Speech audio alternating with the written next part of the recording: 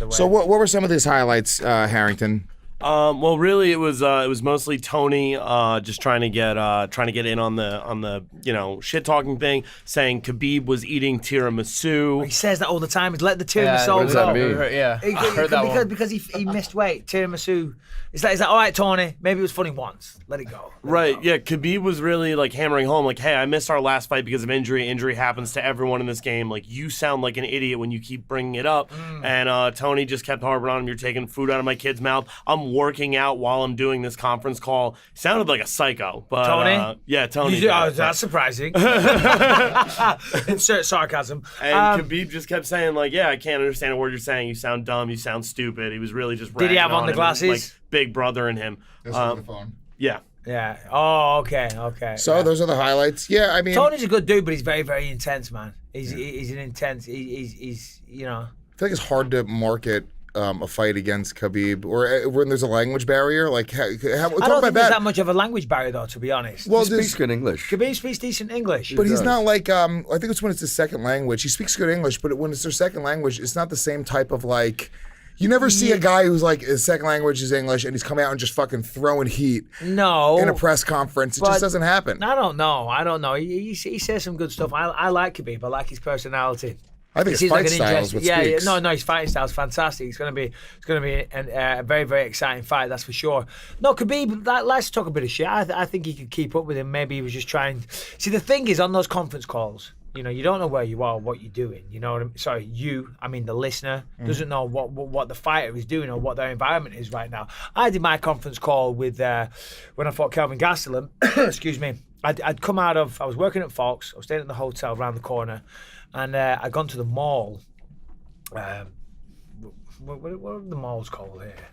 Culver City, whatever. Anyway, it's a fucking mall. So I'm wandering around the mall trying to get reception on my phone because I know I've got the conference call. And I had like one bar, and then it was noisy. There was music playing in the restaurant. I was like, for fuck's sake. I'm wandering around trying to get a quiet place, and the speaker on my phone doesn't work too well. Do you know what I mean? And there was music playing, so I had it on mute most of the time. And then when I was talking, I take it off mute and I give my answer and then put it back on mute. do you know what I mean? Yeah, so you don't know what that guy's doing. So you're not even listening to what the other guy's saying. Yeah, you just got to do it, And unless you're getting into a good shit talking argument, like with Rockhold or whatever. Yeah. And when I did Rockhold, I was sat at home on good Wi-Fi, no noise. Earbuds in. When there's a lot of distractions, so you don't know. Khabib might have had a lot of distractions, is what I'm trying to say. Have in you a very, fought, very bad way. I mean, you fought internationally a bunch. How many guys have you fought that don't speak English at all? And I feel like that's a really challenging thing to try to drum up interest with a guy who, Well, Luke Rockhold doesn't speak the best English. That's simply because he's dumb as a bag of rocks. He probably speaks the worst English out of everyone I fought. I don't know. Anderson Silva. Yeah, not great. He's not great at English. He ended up just being such a legend at that point that it didn't matter. Yeah, anybody. He can speak English though, so that's what I kept saying to him. I said, "Why are you pretending you don't?" His speak voice English, stinks. Man? He's got that little high-pitched Michael Jackson voice. Yeah, I get a bit nasally at times. Yeah, whiny at times as well. So with Anderson, it's surprising. It's just it's very squeaky. It's very surprising. Yeah, it's very surprising when he dresses in dragon. That's also true. As well. Yeah. That was a little surprising. Tony Ferguson, Khabib, seeing as we're talking about that, I guess we should. Do we care to break down the fight? We can talk about it a little bit. We're not going to have Mickey. I know it's next week is the fight, but we're not going to have Mickey and Jason next week. So I'd love to get their opinions on this fight. It's a big fight. Yeah, Mickey, huge fight. What do you think? All right, I pick Khabib. I think I think Khabib will just put that wrestling to him. Tony's tricky, but I think Khabib gets a win. I think Khabib drags out. I don't know. I don't see him finish. I'd see him beat him up same way he kind of did Barbosa. Just 2 more rounds. Yeah. God, you're so strong. You were so strong with Barbosa. It was crazy how he's. And against Michael Johnson as well. God, he's a beast. Yeah. Tony is he's so awkward.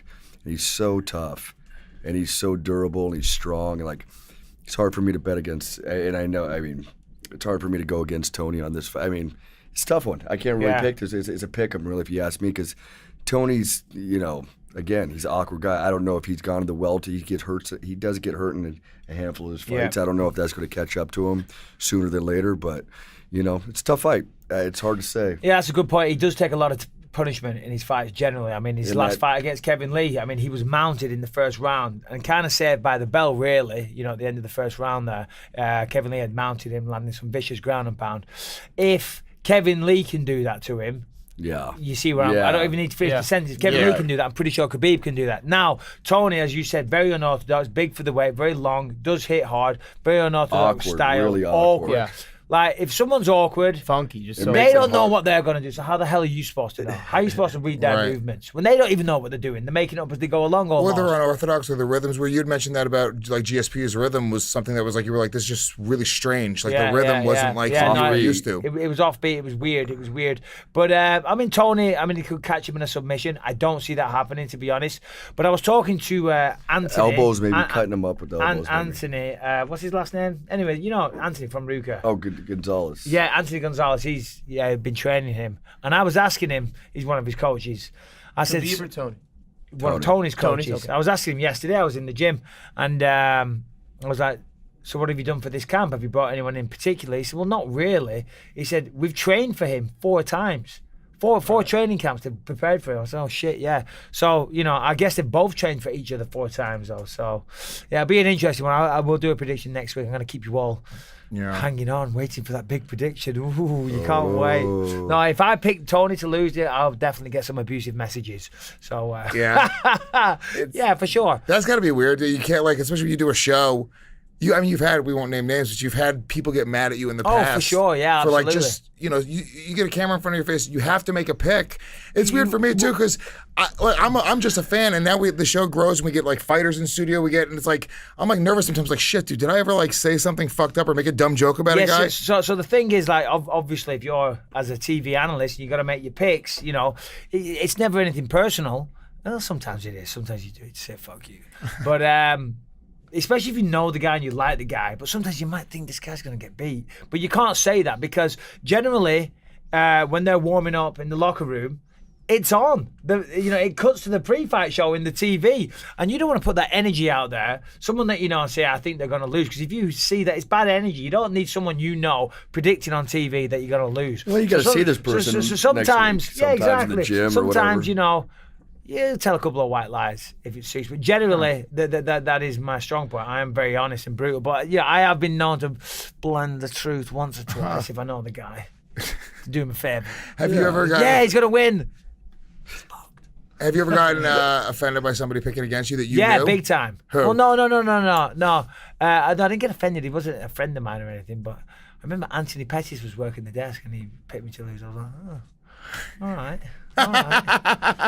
Noted. Mental note. All right, Anthony Pettis, I see you. I see you. Yeah. I see you picking me to lose, you son of a bitch. What about you, Mickey? But I Anybody- can't say anything because I do it all the It is time. what it is. Has anybody that you respected or looked up to ever picked against you in a fight? Or like, yeah, so yeah, you'll hear them be like, God, yeah, for sure. I've heard that's happened. Ever yeah. been a little butthurt because of the media? Yeah, a whatever? little, just like, yeah, like fuck this guy. I want to, yeah. For What sure. do you think of Sage Northcutt? Did you giggle in the background there? What do I think of him? So he seemed pretty pleasant, like a nice little like kind of like a nice like puppy dog. But Yeah. I've also heard that he's like that. That's kind of a fake thing. Really? Yeah, I've heard, like, he's sir. been, like, absolutely like, awesome, sir. dickhead to 3 bags people. full, sir. Oh, yes. Yeah. Thank Jesus. Thank the God, Lord Almighty. Oh, absolutely. Yeah. Connecting sleep to sports isn't easy, but here goes. Mattress Firm is America's neighborhood mattress store, and it should be your goal to check out the deals that they have going on every day. Their mattresses are softer than your rival's team's defense. They get a 10 out of tennis. You're going to love your new bed. Okay, all terrible dad jokes aside, head to mattressfirm.com/podcast and stretch your budget further than a gymnast before a floor routine. Boom. I've heard That's he's an like act? he's like yeah. I hear it's a little bit of an act. And I almost like I remember like when we were about to fight, like all week he was just like, oh hi, like smile, like You know, he smiley. seems like a great kid. Yeah. He seems like a great kid, and I wish him the best. I do. I'm just curious what I've his just thoughts yeah. are. Obviously, I've actually you heard guys fought. otherwise. Yeah. Really? Okay. Yeah. And I Alright. didn't think it was like I was like, oh, it's crazy. He's like the nicest kid ever. But Yeah. Then I'd heard. No, he Yeah. seems like a really nice Well, guy. he's doing though. a good job getting himself like noticed that way. That no matter what it is, if people are talking about you and there's a story, I just don't understand the nice guy approach to, you know, like, let's get real. It's MMA. It's cage fighting. It's two men and women getting into a cage and beating the shit out of each other. And then you see people like Paige Van Zandt and Sage. Those are the two in particular. It was Sage and Paige. They're so, dude, regimented with their answers. They're almost like politicians. Paige did an interview and she was talking about, I guess she's engaged now. And like people. Which no one wants to hear about. Yeah, no, because she's a hot little girl and everything. That's why. Yeah, look. No, you know what? Paige is actually a Take it really, easy. really nice girl. She's And lovely. a talented fighter, but I'm just saying, Yeah, let's she get is, real. yeah. She's beautiful. That's why she got Dancing with the Stars. That's why they put her on reality Yep. shows. That's why she's got a Reebok Metro sponsorship. PCS, Reebok, you Yeah, name of it. More course, fucking dude. sponsors than me, for crying out loud. Yeah. How do you feel about that, Sage? Because you beat beat Sage Northcutt, and he's got all the, you know. He still has all those the push sponsorships. of the UFC, but you defeated him. You both came in from the looking for a fight. Yeah. Looking for a fight show, you know. It's all good. He can have his. Octagon News.